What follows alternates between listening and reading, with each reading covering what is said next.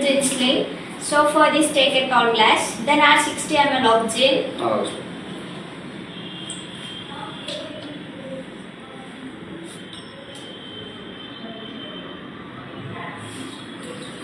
Close it and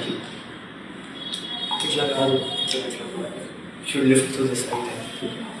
Then add 1 tablespoon of sugar. Yes. Then ice cubes. One ice cube.